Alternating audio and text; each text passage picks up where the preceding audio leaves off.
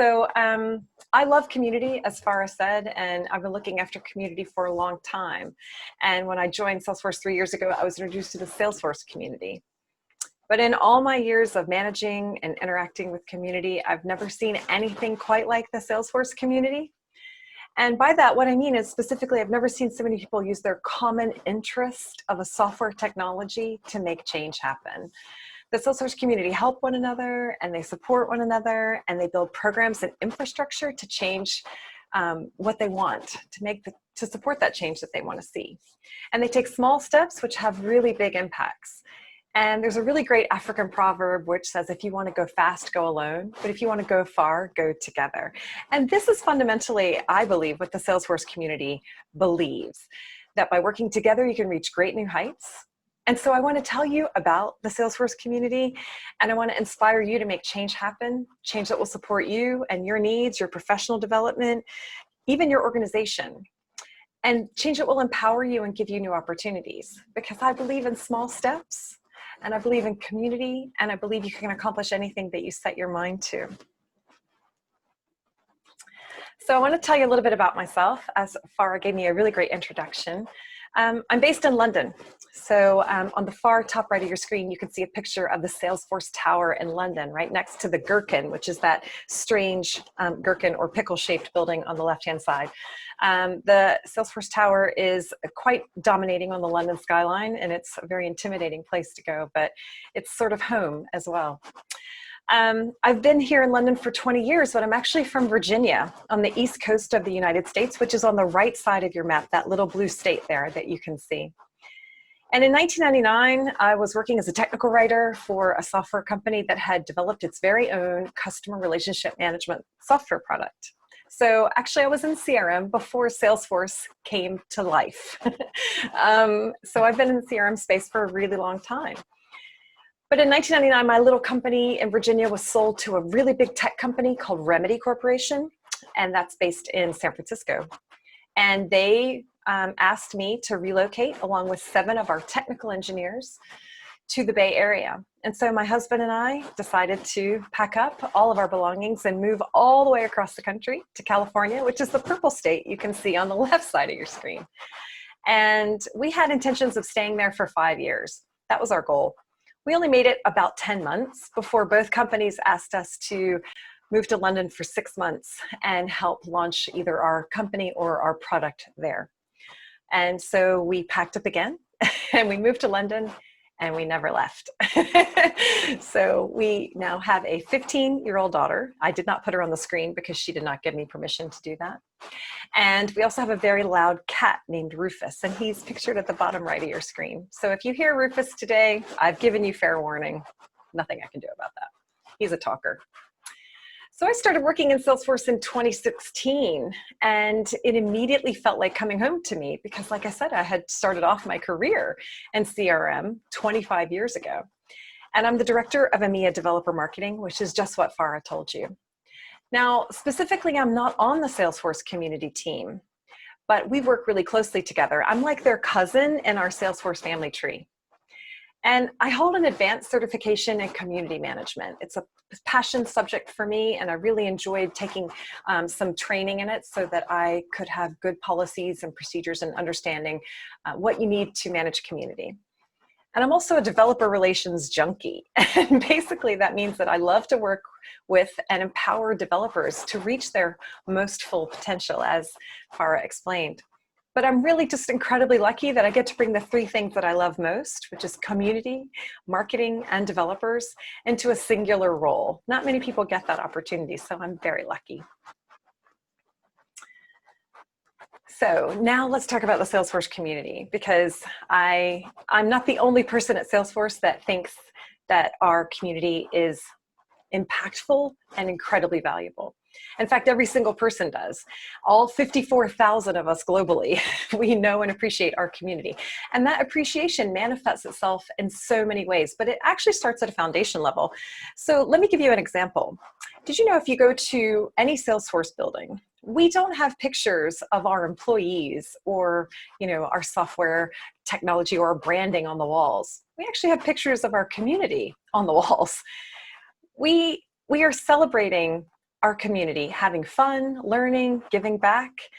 Now, I've been in the IT industry, as I told you, for 28 years, and I've never seen that before.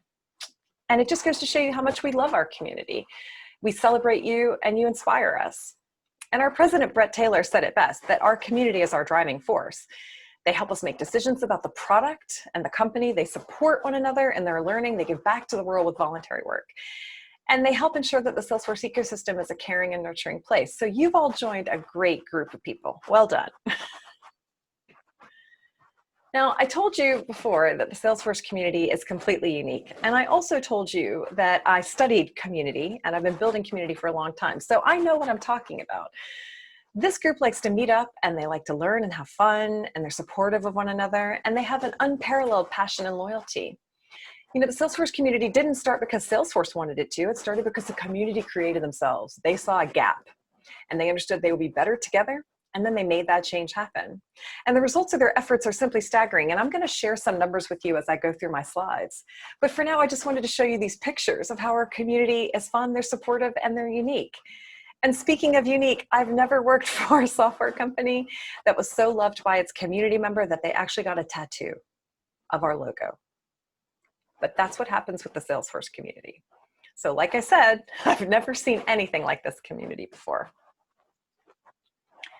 Now, our community is passionate, big, global, and thriving. And these numbers prove that, right? So including your own Salesforce community group, there's more than 1,300 community groups around the world, spanning 85 countries. And we have more than 1,700 community leaders like Farah, who are running and organizing meetups, over 350 meetings per month. And all of this activity is to help people just like you all over the world learn and be successful with Salesforce. Now, even with our global footprint of 54,000 employees, Salesforce couldn't possibly organize all this on our own. So this is what we call grassroots activism, and it's an incredible thing to see. So thank you for being a part of this global community, and for taking time for your families to be with us today, and for sharing your skills and your expertise with your fellow community members. Your help is much appreciated. And that brings us to the Trailblazer Community Conferences, which is an idea dreamt up by MVP Eric Dreschfield, and he's pictured here on the left side of your screen. Now, from Eric's single idea to host a single conference on the subject of Salesforce, there are now more than 30 of these conferences worldwide, and that number is growing all the time. And maybe one day we'll have the very first Egyptian Salesforce Community Conference. Wouldn't that be exciting? Now, I told you that we can't possibly organize all of you on your own, but we can give you some resources. And so I want to talk you through some of those resources now. Here's the first one, the Trailblazer Community Answers Forum. Now, if you have a question about Salesforce that you need answering and you can't find the answer yourself, you can visit this Trailblazer Community Answers Forum. You can ask your question, and there's a 100% response rate month over month, which means that no question goes unanswered. And 82% of those questions are answered by our own community. So again, it's just another example of community helping community. So if you haven't visited the website, please do. You can see it here on your slide, trailblazer.salesforce.com/answers. Next, I want to show you or talk about our idea site. Now, this is one of my favorite sites that we have. I don't know of other sites like this with other companies. If you have an idea for an improvement on Salesforce or a roadmap feature that you would like to see, you can share it here on the Ideas Exchange, where over 50,000 ideas have been uploaded. And the community actually votes for the ideas that they like the best. And many of these votes over the years have resulted in new features and functionality being built into the product. In fact, over 3,000 of them. You upvote the idea that you like the best, and the ones with the upvotes get considered by the product team. It's totally fair, equal, and transparent, and I love this site. So do go and have a look. You can go to trailblazer.salesforce.com/ideas.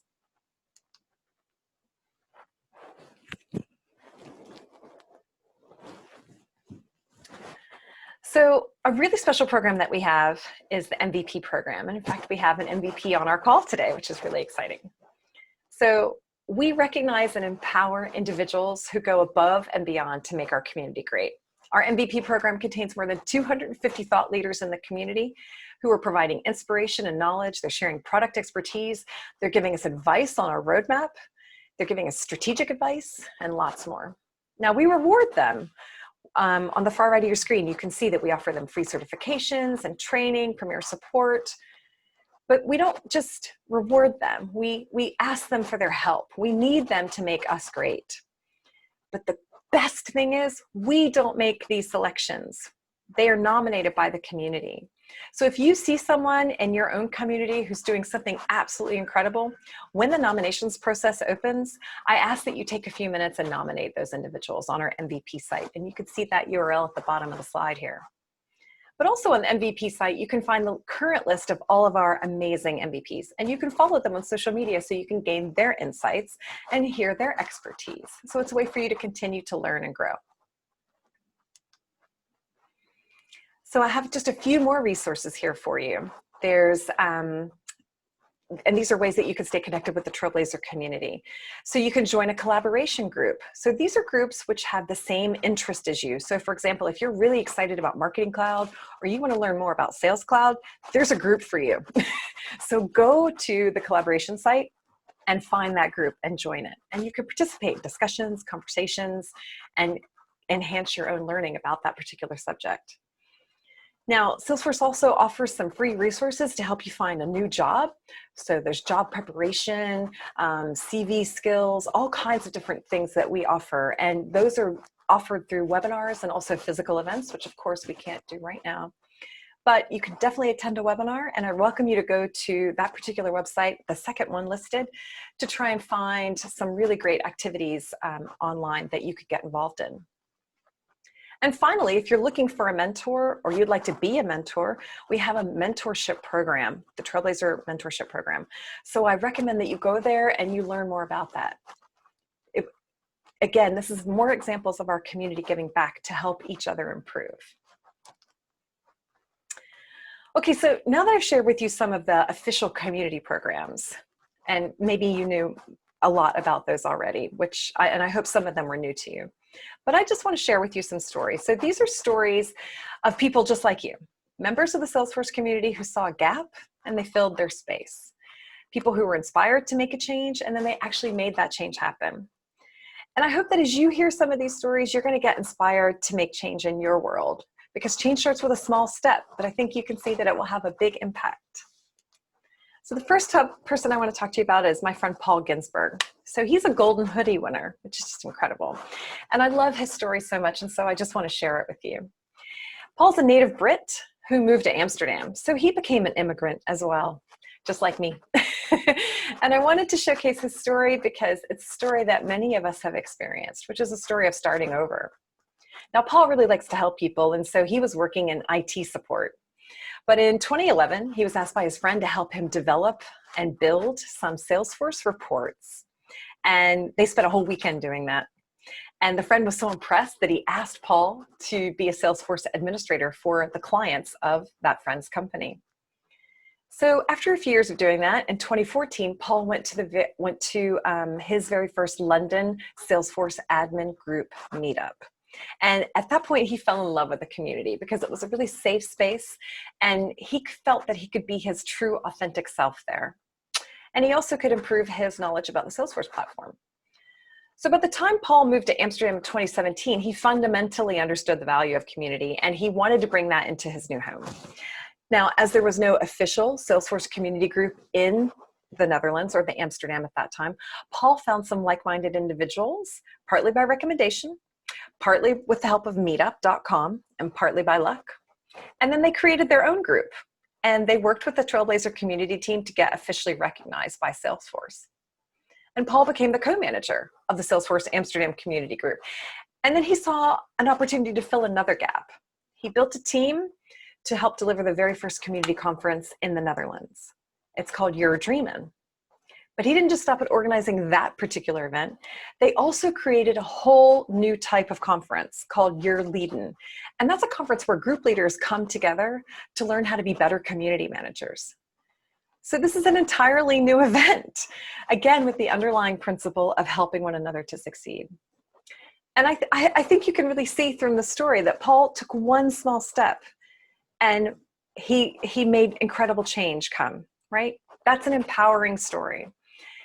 Paul's passion is infectious. If you ever have the chance to meet him, you will see exactly what I'm talking about. And receiving a Golden Hoodie Award from Salesforce was a really fitting reward for all of his hard work. The next person I want to spotlight is my friend Maritina Tsembelis. So Maritina, again, took a very small step, but she made a huge impact. She works for an ISV, and she was new to the ecosystem. She didn't really know Salesforce, and all of her coworkers did a different job from her, so she couldn't ask them how to do her job better. She didn't know how to succeed in her role. So in March of last year, Maritina just had this crazy idea. She decided to host a meetup for ISVs, bringing them all together in one space where they could learn from one another and share input, ideas, and best practices. Now, not only did it help those ISVs network and grow, it helped Maritina learn. She met lots of new people, and it empowered her to do her job better. Now, since that first meetup in March, Maritina's small step has grown into a much bigger one. She's organized the very first ISV Techno Jam, where ISVs pitch their products to a technical audience to get feedback for improvement. And she delivered the very first Techno Jam at Dreamforce 2019. So Maritina saw a gap not only in her own knowledge and expertise, but in the ecosystem as a whole. And she decided to bridge that gap. So in a very short amount of time, her small step has made huge waves in the ISV ecosystem, which is bringing people together. Now that's a trailblazer, right? Again, an incredible story.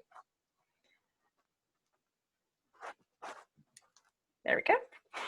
Now I want to share with you my story of my friend Hussam Saudi. I don't know if you've seen Hussam, but according to Farah, he was the very first person to sign up to attend today's meetup. I don't know if he's here, but I hope he is. Hussam is an incredibly inspiring person. He's from Morocco, and he saw a gap in his region and he wanted to fill it. So in 2019 alone, just that 1 year, and these numbers are probably not accurate because they were accurate in November, but I haven't checked in with Hussam to check. But in that time of 2019, he organized 8 Salesforce meetups in 3 cities in Morocco, which have attracted upwards of 100 people at each event. And he spoke at developer groups in France. And of course, he also said about creating the very first community conference on the African continent, which was called North Africa Dreamin'. So Hussam, I think it's quite easy for you to see why he was named a Salesforce MVP. And he's the very first Salesforce MVP in the countries of Morocco / Africa. So that's an incredible story. Again, he's so inspiring. I absolutely think he's the best. But now I want to talk to you about someone that you might be already familiar with. Here's our own Farah. I asked Farah to share her background with me of how she came into the Salesforce ecosystem and how she became a group leader. And so I wanted to share a little bit of her story with you. I've told everybody that I know about Farah over the past 2 weeks since meeting her. I find her incredibly inspiring. Farah was 2 years out of school and she was working at Vodafone as a service engineer. And she was inspired by her cousin, Salesforce MVP Sharif, who's on our call today. Hey, Sharif. To start learning Salesforce. And so she signed up for a Trailhead account and she just began learning. Now within 2 years, she had achieved enough skills and got a brand new job as a full-time Salesforce developer. And she joined the Cairo group and she began networking and sharing, inspiring and learning. And then she was pushed or encouraged by a community group, by a community member to take over being the director of the group. Why not apply? So she did, she applied and she was selected to be the group leader. And in just 1 year, the group has grown from 20 full-time members to over 100. So all I can say about Farah is watch out. Watch out for whatever she decides to do next, because I can't wait to see.